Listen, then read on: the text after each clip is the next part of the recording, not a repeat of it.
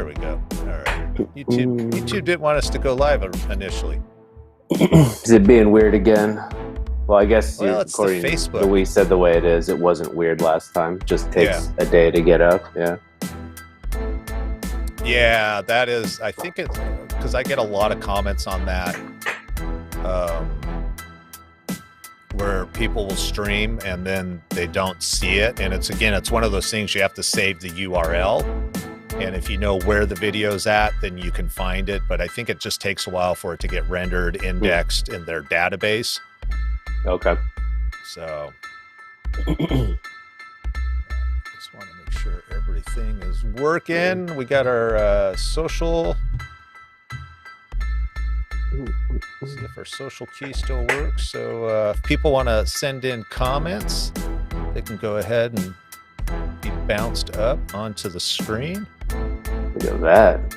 All this pure fanciness, man. Pure fanciness. That is super fancy. I like that. That's cool. It's amazing what you can do with modern technology. Does it pull from Facebook, or it looked like that was both. Just YouTube, or does it pull from both? No. Yeah, if somebody left a comment on the Facebook, then we would see it on Facebook also. Nice. Do we know in real time where it's coming from? On my screen, yes, because I can see what the source is. Okay. Make my hair all crazy.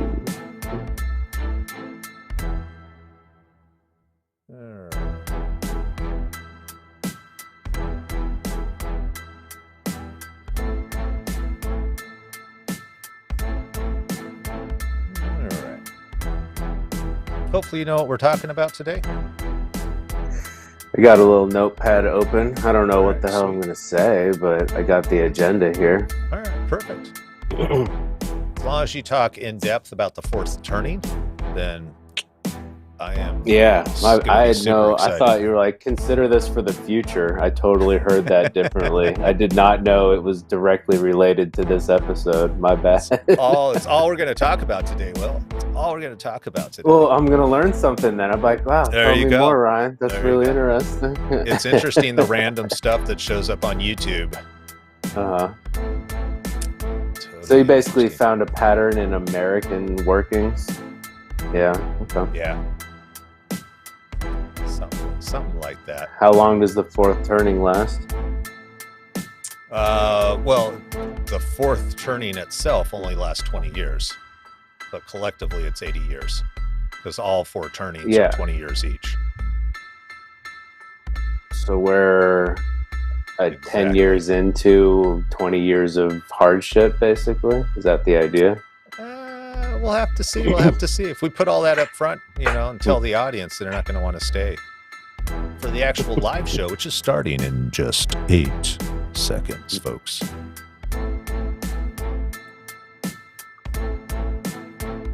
All right, here we go. It is that time to go live. I feel like I should leave just a little bit of music on here. Where's it at? There we go. Just a little bit to kind of draw in. Today is Tuesday. It's the 25th. It is the welcome to the and I got to get the timing right. The no fucks podcast. The no fucks given show. Yes. Living your authentic life. And the goal behind this show is not that you don't give a fuck about anything, but more about the internal representations that we pay attention to. And kind of going, you know what? I'm not really going to care what that person thinks about me or that person thinks about me. But instead, it's about how can you live your authentic life without going through all these filters that we've created over the years. So that's kind of what the intent of the show is really kind of give people a different perspective using some neuroscience, using NLP skills, and I should say specifically NLP Marin skills, because there is a clear distinction there about living your authentic life. I'm your host, Ryan Perry, along with, or I should say co-host Ryan Perry, along with my good friend, Will Cordingley. All right. Good to be here, Ryan. Yes, good to be here. I like our weekly ritual. Is this the official I'm talking now? This is like we're getting serious when this happens. Just know that physiology. Yeah. All right. Perfect. Like Perfect. it is real now. It Okay. is real now. Yeah. For me, I just have to lean into the mic a little bit. There you go. Yeah. I can hear that too. All Can right. Good feel to it. hear. Good to hear. Just want to make sure I'm going to look up real quick and just make sure the broadcast is going out. Apparently it's going out. So that is a good sign. All is good in the hood. For those that are new to the show, we do have, we're always looking for comments, questions as we're going through. If you found something that you feel that we're talking about, may it be while we're live now or after this is published and you're watching the recorded version of it, give us a thumbs up just so we know that we're on the right path. And if you have any thoughts, maybe agree, disagree, or just have a different opinion, we always love to hear what that is. And if it's during the live show, have a way of bringing that up. Actually, I can kind of show you if I go here. Get so tired of our own voices. Yeah, We got to hear we those can others actually bring too. you up on the screen like this here. Obviously, this is not a person. This is something I typed in earlier, but we'd love to engage and have you engage with us and ask questions because that's part of what it is. Obviously, we like to hear ourselves talk, but definitely like to hear from other people also. For those that were watching the pre-show, we talked a little bit about the fourth turning. I don't want to get right into that. And instead, I think we should kind of talk about the title. I think we came up with kind of a provocative title without being over the top, which is Are Americans Going Soft? Question mark, dealing with the back end of the pandemic. Yeah, and it's kind of a question. I forget how we kind of even stumbled on that as a topic we wanted to do so early on, but it's been a question that's been raised for a long time, kind of about the world, but more specifically about America by, different groups of people.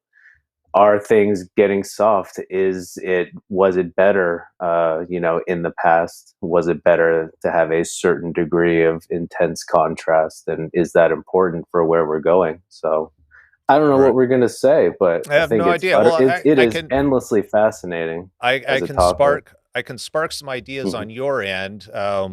Where it all kind of came from. We were talking about different topic ideas, and it was this idea that the current generation. So once you get below the baby boomers, so you're Gen X, Mhm. then you get into is it Gen Z or is it Gen Y? Gen Y, then Gen Z, I think.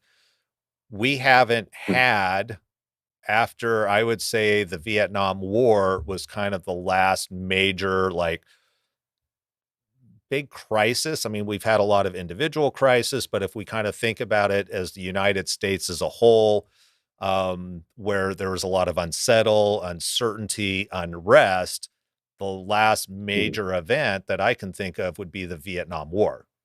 And Yeah, then we talked about that. yeah, if you go before that, then you have the Cuban Missile Crisis. You've got, well, Vietnam War, you'd have the Korean War, you got the Cuban Missile Crisis, and I'm not a history expert, so trying to keep this in the right order as much as possible. But then you go back into World War II, World War I, Yeah. where there was a lot of uncertainty. If you think about Yeah. the rationing that people had to do during World War I and World War II and how factories shut down and switched from making cars to making airplanes and tanks. It's a very different world that Yeah. people had to live in, A right? reorientation to things. Yeah. Yeah, And with the Vietnam in that it had its mandatory conscription, so people who were fighting who didn't necessarily ever expect to do that in their lives, and that right. hasn't been the case since. There's been we thought there's been the global financial collapse of 2008, Yep. and of course 9/11, which kind of changed the world Yeah, forever that's and true. brought all kinds of big, the Patriot Act and NSA kind of revelations and all these things happening. Huge deals, stuff is Right. changing, but Right. the idea of an orientation to your business now makes provisions for war, or you are going to go now hold a rifle and potentially die Right. whether you want to or not. Right. That hasn't kind of come up. Yeah, and kind of in 2020, it was all you have to wear a mask. You're not allowed to go outside. So it had there was a lot of uncertainty, especially early on, right? Hmm. Is this going to terrorize the world? Is it going to be the Black Plague? What's going on here? And there was a lot of uncertainty. And when there's Yeah. uncertainty, there typically becomes unrest. There's a saying that I'm going to butcher, but essentially it goes, it's easy to captain a ship in good weather. It's you really get to know how good a captain is when the Hmm. weather goes to crap. And Yeah. this was Yeah. kind of again for everybody who did not live through the Vietnam War and all of the uncertainty because it was over a period of time, right? Even though the financial crisis was there, it affected people in different way. It didn't necessarily affect people globally in the United States, where I Hmm. think the pandemic kind of it really hit everybody, and you kind of find out what you're made of because you are pushed into uncomfortable situations that normally you're like, why would I want to go do that?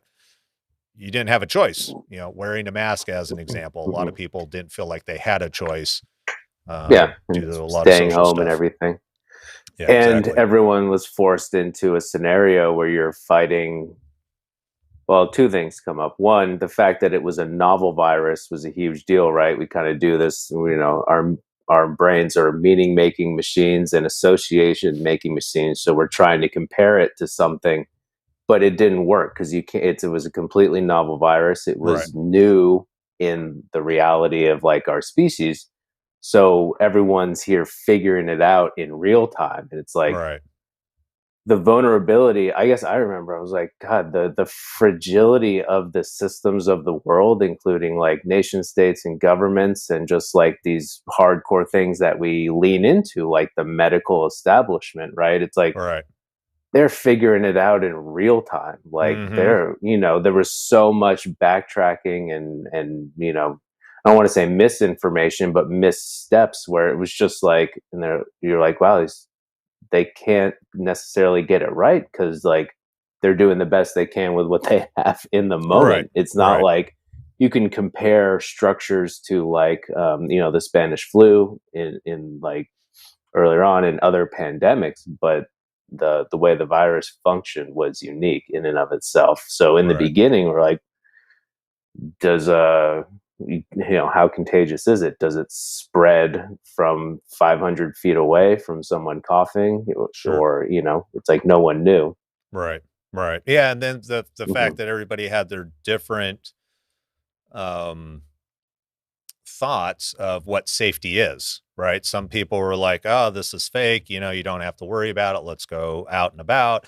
And then Hmm. other people were like, "But hold it, according to whoever, I'm in that highly susceptible range as an example of somebody who could contract it and potentially die from it." And I remember Yeah. one of the things that I kind of came up with is that it's almost like playing Russian roulette. One, because like you were saying, people didn't have enough information. One person would say this one day, a government agency, and then they would say this the next day, and then it was like, wah, wah, wah, wah. And they've been Yeah. doing that for years. I mean, it used to be don't drink milk, don't eat eggs, eat eggs. They're going back and forth on nutrition and all kinds of stuff over the years. So it's Yeah. like who do you trust these days? And I think that's part of the complications. But it almost seemed like that.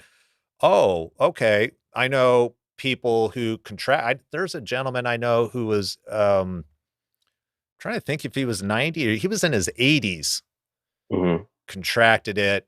And because of the capacity of the hospitals, they go, sorry, we don't have ICU, we don't have a ventilator for you.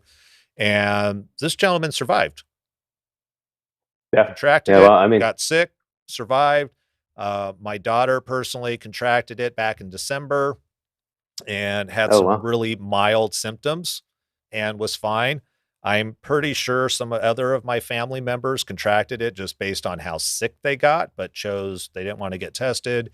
Hmm. And so I'm kind of guessing survived. And then you hear other stories where it was like, yeah, this person was happy, they were healthy, all was good, contracted it, and they're no longer with us. So it's to me, it seemed like Russian roulette, and that can create a lot of nervousness in the system, your internal Yeah. system. Well, I mean, the things humans hate the most is not knowing and not Yeah. understanding more than anything else. And what a perfect way of getting everyone to be in a position of really not knowing and not understanding. And then everyone kind of sorts themselves into some category, right? Do Right. I, a political group with these beliefs, or a conspiracy theory with this narrative, or Right. I toe the medical line no matter what. It's like everyone kind of slotted themselves into a different place. But I mean, we're not out of the woods by any means, but I feel Mhm. fortunate. I know a couple people who got COVID, and I had an uncle who had to be on a ventilator for about Mm. 3 days. But I don't know anyone who passed away, but Okay. lots of people did. So Right. Right. Yeah, and it's then there's the uh, whole it's well, did they actually die of COVID or did they have other medical conditions? That COVID mhm. was just the tipping point. So we don't want to get into all the political stuff. And I'm kind of curious when you talk to people, did you ever try and do any reframes or just, you know, kind of get people to calm down and kind of Hmm. identify, okay, because I'm thinking like resistance. You can resist whatever you want, but if it's there, it's kind of futile to resist it. You can put your head in the sand and ignore it, I guess. Yeah. Well, it depends on their outcome. It actually wasn't. I mean, anxiety was a theme with clients and people I Yeah. worked with throughout this time, but the pandemic, what I've noticed about the pandemic specifically is it seems to have the effect of, if we'll kind of pretend we all have an internal thermostat, so to speak, on, Mhm. like, we have these conscious and unconscious thoughts, and we have these dreams and these desires and these fears, and the way we're put together in that way. COVID comes along and just cranks the internal furnace up to, like, 10. So Right. people are moving and getting divorced and, like, falling in love. Like huge life decisions are Right. happening at rapid paces. Like, it just seems to kind of light the fire underneath everyone, and for better or worse, that led to really so-called negative and dark outcomes for people, and Right. so-called positive and good things too. So Yeah. it was kind of like life came along and was like, all right, let's get on with it a bit, to a Right. certain degree. Well, and That was the and main thing I noticed about it. okay. And so do you feel that people were making more big decisions, if you will, like life choices? Because I think part of it is that it really opened up new options for people that they didn't Hmm. know were available because we kind of get stuck in our rut and we're kind of happy. It's like, yeah, we could have different options, but this, Hmm. this works. So I'm just going to deal with what is. And I feel like COVID kind of forced people to reevaluate. So as they reevaluated, and I don't know, not only for your clients, but even for yourself, did you end up making any life changes? I did. I moved twice in the last year and a half. So I live in San Francisco. I moved out of the city early on because part of it was like, well, I kind of been thinking about doing it for a while, and um, this was still in the beginning, right? This novel virus, this thing, not knowing, I'm like, is the population density going to prove to be a huge Mm, factor in how this plays out? It was in that phase of, like, just no one seemed to know what was going to happen, right, basically. right. And then I actually moved back to the city, for some different reasons. I got kind of lucky because a lot of people left San Francisco. I don't know if people know that, like, a huge exodus happened and Hmm. prices dropped. So it kind of ended up benefiting me in a way. So yeah, I had all kinds of different things happen in my life. This is, I mean, I felt the fire under my feet. Absolutely, it wasn't just me observing it. Like, I'm a human, and my life happened too, for sure. Right. Yeah. Yeah. Yeah. What Very about cool. you? Yeah, I think, well, I started a new business based on Mm, the needs of what was going on. So there was definitely new opportunities there. But I feel like it kind of freed up. It was such a big change. People were forced to make big changes mhm. that it allowed for other change to happen also. It's almost like, um, I don't know if you decided to wake up and go for a run or a walk in the morning and you do it, it's like, oh, okay, I was thinking about doing this. I finally did it, and maybe I'll do some push-ups also, or maybe I'll drink water because they say we should drink water. So it's almost like Mhm. it opened up the door for other opportunities and other ways of being. So it allowed people to kind of reevaluate and go, oh, okay, I've been in this slot for so long, maybe I can. I Yeah. mean, remote workers, how many people are like, oh my gosh, I could never, work from home. And now they're like, oh my gosh, you don't really want me to go back to the office, do you? I'm like totally loving working from home. Yeah, I'm glad I don't have to be a manager or leader contending with that. Is that, Yeah. that's beginning to start to be part of the narrative? Is, are people coming back, and what are you going to do if you have to go back and you don't want to? All right. That'll be interesting to see. Yeah, But definitely. yeah, it's an impetus to move seemed to be forced on everyone, and I saw two different cool ways that I really liked it put. A coach who I really like and respect a lot, Annie Lala, she kind of said it's like it forced everyone to microdose on death, which I'm like, okay. Mm, I thought about it. I'm like, that's interesting. yeah. Everyone was confronted with this thing. It's like, you're Right. right. Is this the plague? How bad is this? We just didn't know for a few months. So Right. that kind of confronted everyone. And It's and like, death you're, can be kind of motivating from what I hear, I mean, how many people have near-death experiences? May it be a car accident, almost get hit by a truck riding a bicycle, recover Mhm, from a serious disease, mhm. cancer patients as an example, or people that have strokes and they literally flatline and then they come back and they're like, "Oh my gosh, I see the green in the trees and I want to smell the flowers," and they just see life differently because of that. I wouldn't call that a Yeah. microdose. That's like a major dose. Yeah, But I that's like that like analogy of the microdose. a huge flirtation. Yeah, I don't Yeah.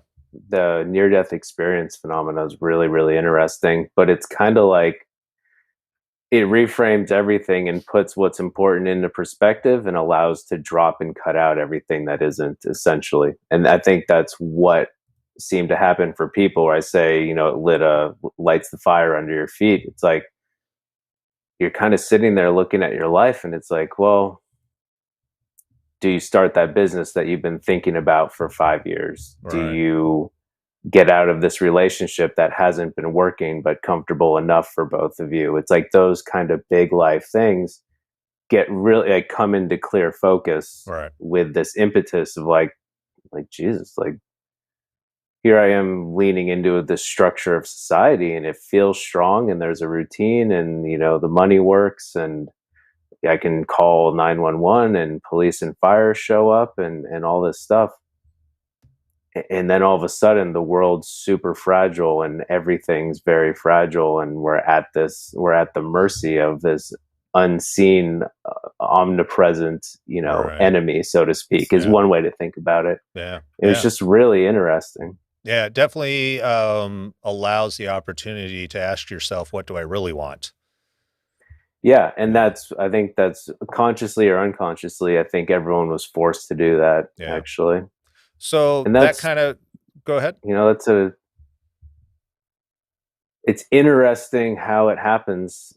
And when you kind of decide what you want, it's interesting how things come together. It's interesting that, like, the whole world's kind of upgrading the software, so to speak, and you Right. didn't have a choice about it.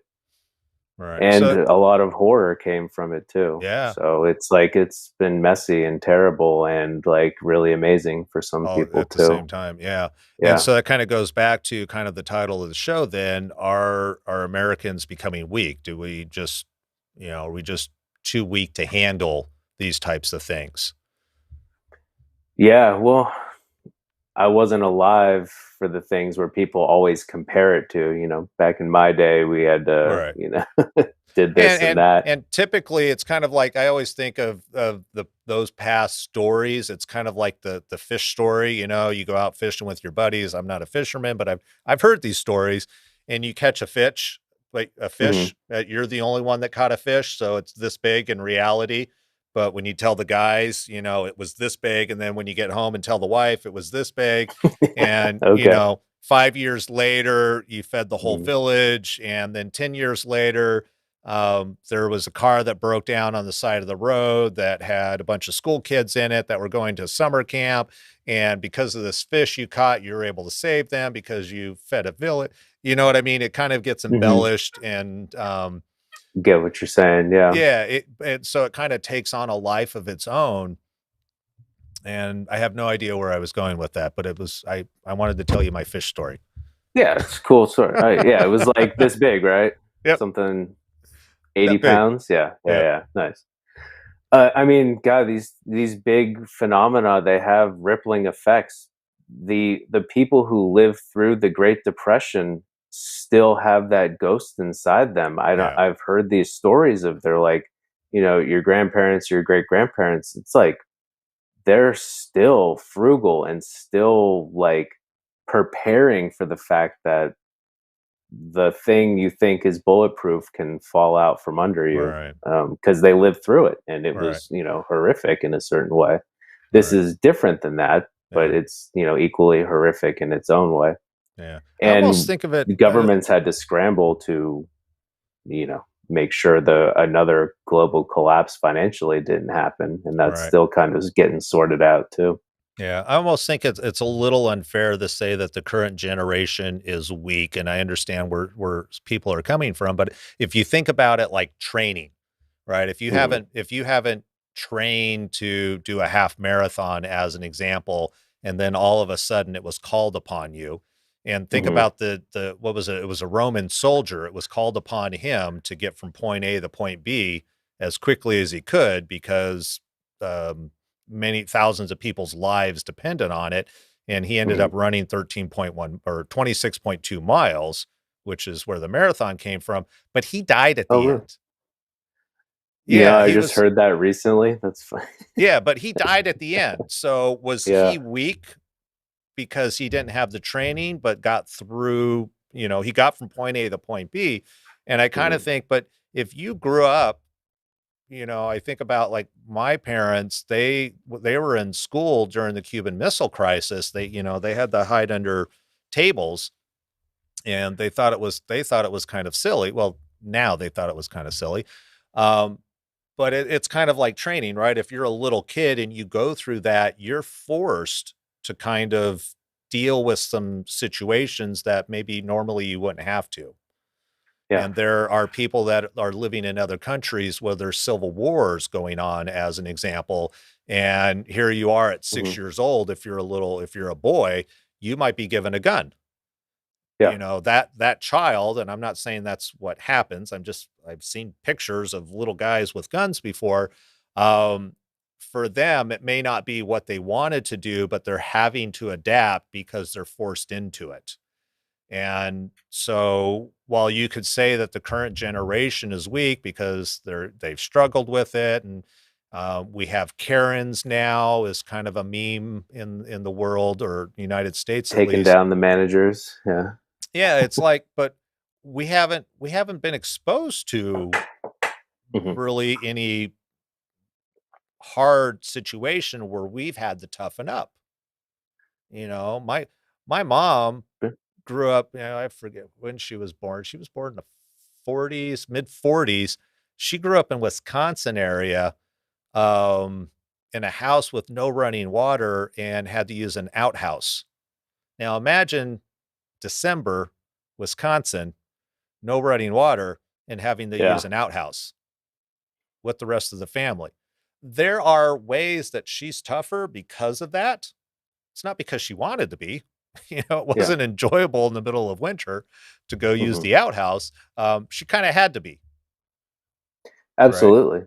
And God. This is why we might have to do multiple series on this, because there's just so much to this that's so interesting. I love the For me, where my mind lands is the juxtaposition or dichotomy between, like, well, people aren't tough because they didn't have to go through these things, and you're like, Right, okay, and they're like, these were bad things. I'm like, okay, I understand they're bad things. So the fact that these things aren't occurring as much anymore, is that a good thing or a bad thing? I can't make up, like, what are you trying to say? Is right. kind of part of Well, it. It's like, I this think is with the anything, absence of these hard things, is that necessarily a bad thing? and are people becoming, if we go real high level with it, if you look at our species as a system and the world as a system and all these systems that intermingle that we're a part of, and when things kind of mix around and emerge, it's like if we're emerging into a reality that requires less toughening up and a new orientation to how we relate with ourselves and how we relate with people, and we Right. don't know how to compare that to anything else necessarily, because maybe it's emergent and it's new, and we're figuring Well, it out. and have we Is that had a to? bad thing? Right. Yeah. Yeah. And I think with anything, there's good and bad. So you can take the extreme, and when we live in a very extreme world right now where there's this, you have to think this way or you have to think this way. There's no, at least as people talk about it, it seems that Mhm. most people are thinking far right as an example versus far left. But I think there's still a large portion that's unspoken that's more in the middle. I'm trying to think, Yeah, I, that's kind of the big fallacy of it. yeah, There's the people who are really loud on the right and really loud on the left, and you're like, oh my god, yeah. polarity is insane. Right. And it's like the overwhelming majority of humans are not either of those things. Right. So I think you can kind of take that concept to what you're saying is, good, bad. I think there's pros and cons to each. I think it was a Pixar movie. I forget. I know it was a cartoony type of movie probably 10 years ago. I think it was Pixar, Mm. and everybody lived on a spaceship, and everybody Oh, was funny. like a blob because they literally laid down. They had these pods, if you will, like a Mhm. lounge chair. And if you wanted to go somewhere, the lounge chair just floated. They never got up and walked. They never left these So pods. And yeah, if, Wally. was it Wally It was Wally. Yeah, that I had the think. people on it? But the guy, I just remember the guy, because if he wanted a drink, it was like a robot arm came over. He didn't even have to move his head. The straw went, right here, and he just sucked. And if he wanted something to eat, the arm would come over and it would feed him. He didn't Yeah. literally didn't have to do anything, which the human body is kind of designed for, because if you go back to caveman days, it was all about saving energy, right? You wanted to conserve energy because you didn't know when you're going to eat next. Yeah. So based on that, we're inherently lazy, if you will, and that's a very broad statement that I'm making right there. Yeah, In the and sense we're that, efficient. yeah, Yeah. you want to be, but you want to conserve energy as much as possible. Hmm. And then on the flip side, it's like, but if you want to be healthy, not only are we supposed to eat vegetables and all those good types of things, we have to be active. They say sitting is the new smoking, but there's this contradiction. And I think when we get into kind of what the point you were bringing up is it good or bad that we live in an environment where we haven't been forced into some of these tougher Mm. places? I think it's positive because then we get to use our minds more and we get to kind of develop, okay, well, what is it like to, and I'm going to get kind of extreme here, a utopian environment, Hmm. which that word scares me for different reasons. And then on the other Seems side to of not things, really be how it goes for us. I just don't think To, the brain could survive utopia. I my yeah. gosh, my I'll give you an example. My mom just moved recently to a planned community in Georgia. Okay. Everybody has their own homes, and it's on these rolling hills, and it's beautiful. I mean, it's beautiful, and you look at the cost of living because she moved from California, so it's like cost of living's cheaper, the house is much larger and cheaper than what they left. Um, the the complex takes care of all the gardening, they handle mowing the lawn, they plant flowers, it's beautiful there. But I'm like, I'm looking around, I'm like, it was almost too perfect. And so I was kind of thinking, I'm like, is that just me and my programming that Hmm. things should not be? Or is there a core kind of built in part of the human structure, the human psyche, kind of that, that base level programming that Hmm. says things. That's like it's almost like danger, danger. It's almost like Hmm. if an animal's not attacking you, or something's not potentially harmful, or doesn't look pretty and perfect, that you could be in danger, I guess. I don't know. I'm thinking Hmm. this up as I go through it. But there was a part of me, I was like, wow, this is beautiful. And then the other part of me was going, it's just a little too perfect. And it made me feel a little uncomfortable. Now, if I spent more time there, I'd probably Hmm. get used to it, and it might be the best thing in the world. I don't know. Yeah, you But would I don't, definitely acclimate. yeah, but But I don't know if the human psyche kind of take away everybody's individual filters. I don't know if the human psyche itself could handle a utopian world. I think yeah, I people don't might either. actually go crazy. I've been thinking, I don't have the answer, but I've been Yeah. chewing on this for years in the I can't remember if it's the second or third Matrix movie, which are both great by the way. Shots fired, we're putting the gauntlet down I think they because were they all are great, yeah, well, I personally. mean, they are the second and third are pretty well hated too, but Oh, okay. I can't remember if it's second or third when Neo meets the architect of the Matrix, and he's like, actually, we designed the first Matrix to be perfect. It was a Right. utopia. It was like Yep. everyone was going to have a great experience inside the Matrix, and humans, they was rejected. It crashed Right. and completely failed, and we Yeah. lost crops, and we lost a Yeah. Yeah. bunch of No, I humans. remember that now that you're Yeah. bringing it up. And I'm like, that seems really true. I just haven't really landed on why, but I've been thinking about that scene for, I don't know, like almost 10 years now. I don't know how long it's been out, but it's been a while. All right. And So I think there's a lot to that. I have to ask as I pull you up on full screen here, is that why you wore the black shirt? Was it Matrix I, related? Did you yeah, I know don't know this if was it's coming? safe to answer that question. You're going to get FedEx, the phone's going to pop out of nowhere. Right, right. The philosophy that there's a lot of really deep narrative structure and philosophy in those movies that every time you watch them kind of notice something different, which is what Right. I think is really cool about them. But Yeah. Yeah. Very cool. So but yeah, to answer your question, I think there needs to be a balance, right? I think I almost I t- my brain typically reverts back to cowboys and Indian days. I haven't figured out what that is, if it's a past life type of thing. Um, but I'm like, I almost wish we lived in an environment where we had some of the Native American traditions, and they're in other cultures. I don't know what they are, and I'm not an expert, but the idea that as a man, you have to prove yourself in a sense, right? You have to go out and you got to hunt the coyote on your own, or you have to go yeah, do whatever.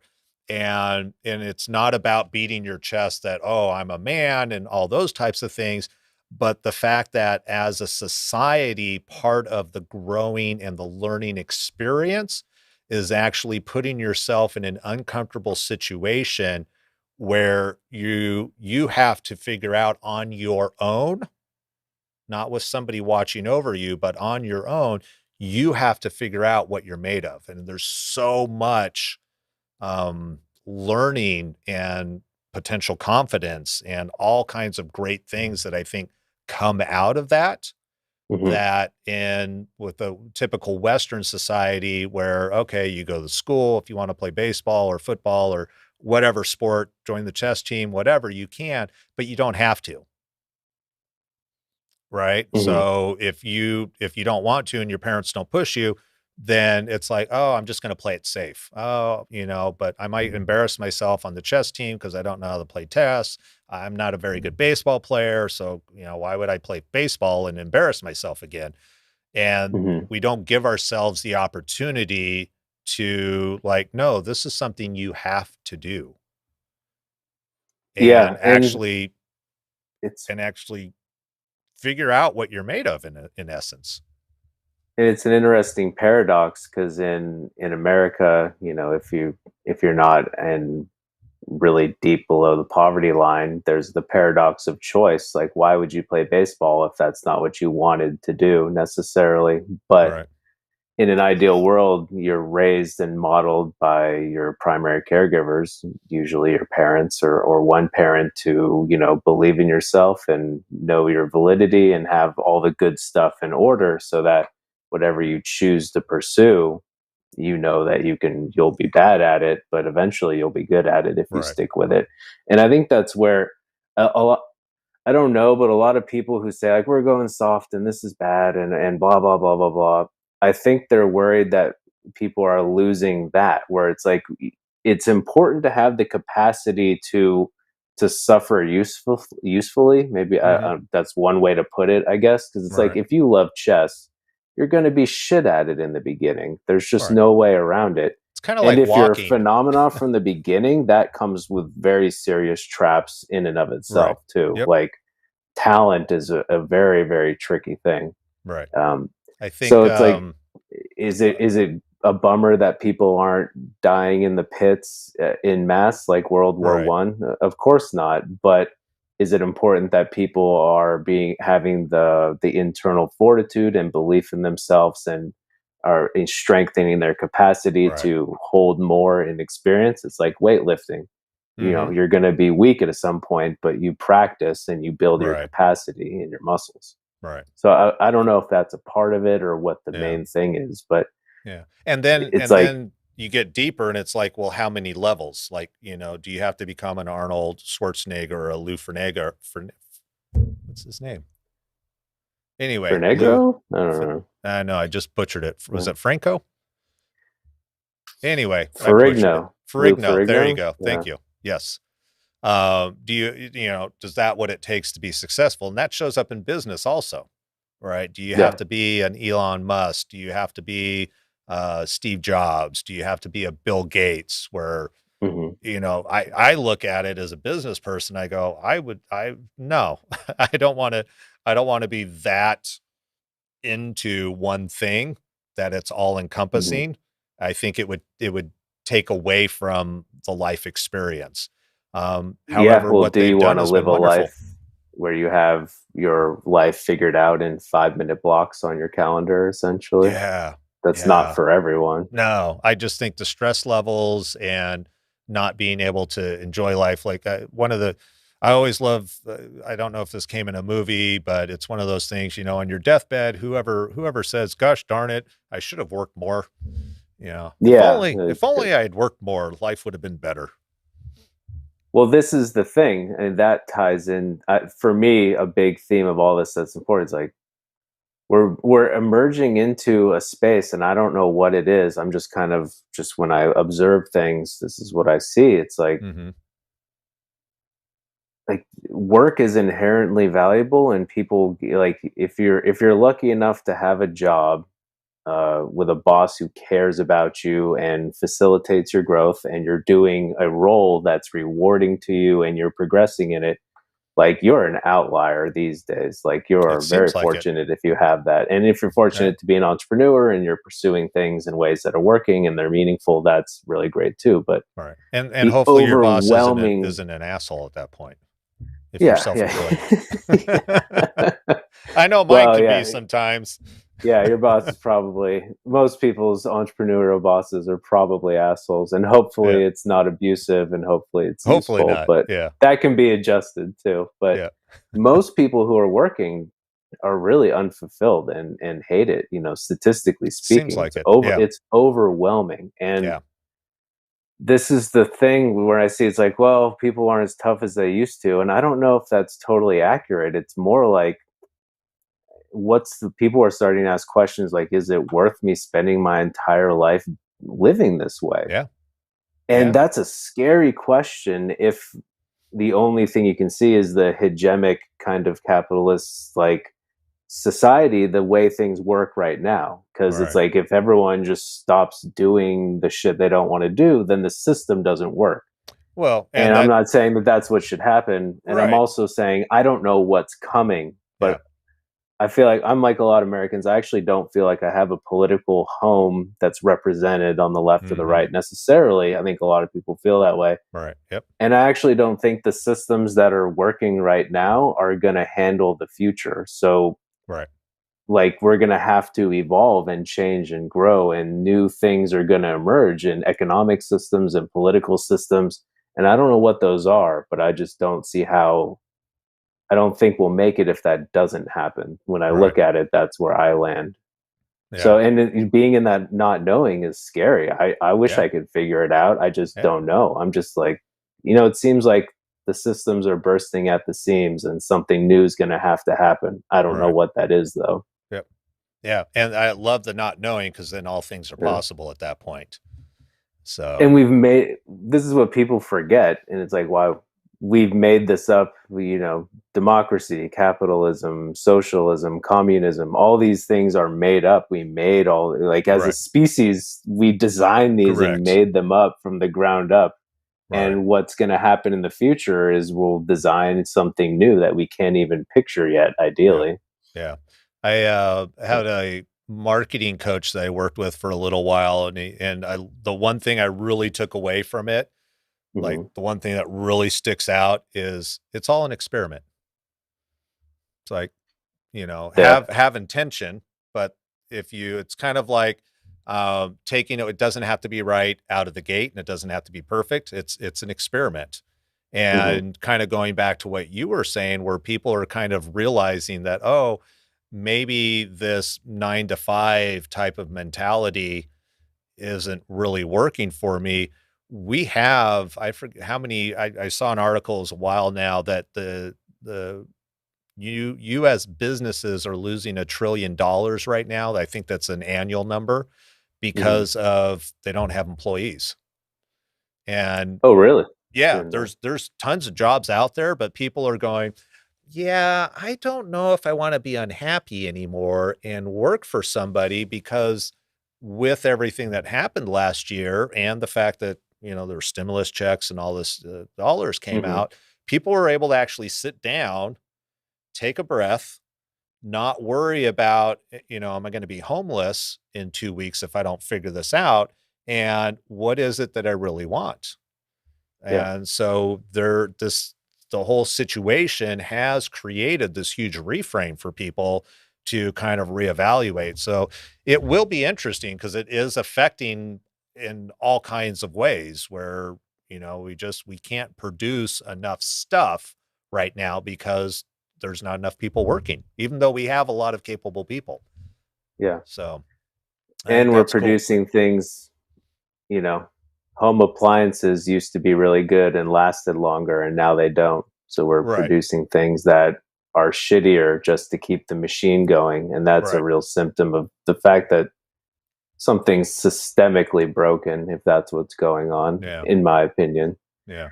And it's like, so here's the thing, we could say those people are soft. You need to grit your teeth. You need to do what you have to do to get things done. And there's elements of that that are really true. And then, but you also have to include the other side. It's like, God, like, people forcing themselves to be miserable just to make money and pay rent and Right. or support their families and not really be able to express their true genius, because everyone Right. has something really unique and incredible to contribute if they can get in a position to let that, get out. Right. Yeah. Yeah. Like, that's What a great important too. conversation about beliefs.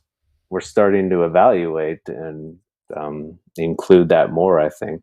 Yeah. Yeah, And definitely. it's like the systems now, it's like, yeah, people don't work. Like, the system doesn't work, right? Right. Um, But it's so we're always gonna it's have to. always trying to find balance, and so balance will happen one way or the other. So, Yeah. with that being said, it is 11 o'clock. So we gotta wrap up the show here. It's amazing how fast 45 minutes goes by sometimes, doesn't it? Yeah. Well, I'm not a huge podcast guy until recently. When we were looking at it, and I'm like, God, most podcasts are like 3 hours long. I'm like, Right. kid, what is going on here? And now that we're doing it, I'm like, I think we need to make this 3 hours long. Right. That's the Yeah. only Or we got that's the maybe only bump way it up this to is an hour and a gonna. half or something like that. Yeah, Yeah, for it's the sure, only for way we sure. can hash out these things fully.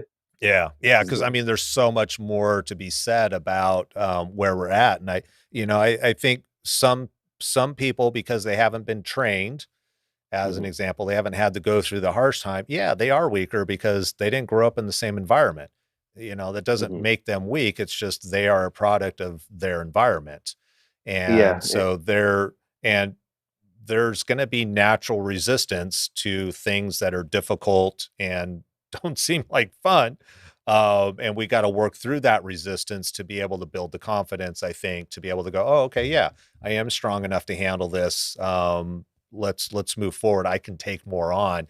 And I love the fact that people are reevaluating their lives and going, okay, maybe this 9 to 5 isn't the best solution for me. And how is that going to change the belief and the identity patterns of people moving forward, especially when they start having kids or they have kids and their kids saw, their parent or whoever it is kind of go from that 9 to 5 to, hey, I've been successful doing whatever it is that I want. mhm. So all kinds of great Yeah, conversations on there. exactly, and, we didn't even get to it's like, well, weak according to who? Right. That presupposes that there's this thing called not weak, and then something called if Right. you're not that, you are weak, and who makes those rules, and Right. Yeah. Yeah. do you have to delete all kinds of strengths that might be harder to notice to make these evaluations? So Right. Yeah. we are living through Oh, history. I think yeah, that's that we actually how are. we came up with this topic. So I think you're right. Yeah. yeah. Only took us 45 minutes to remember that. Yeah. Yes, it's all coming back now. It's all coming back. All right, perfect. Yeah. With that, I gotta cut out, unfortunately. Otherwise, I would keep on talking. Mm, But this is a weekly show. Ideally, it's going to be live. There are going to be some future shows where I'm not available or Will's, you got trips to New Zealand and Jamaica and I think even Canada, don't you? yeah, I mean, I didn't know that till right now, but in my Yeah. head, I will be going to all those places Yeah. because that sounds amazing, and So maybe even in real life too at some point. yeah, so but we plan on doing some pre-recorded content. But either way, questions, comments, thoughts, we always love to hear from you and engage with the audience. So unless you've got anything else to say, next week, 10:15 in the morning, Tuesday, Pacific time. Be there or be square. There you go. Love it. All right, everybody.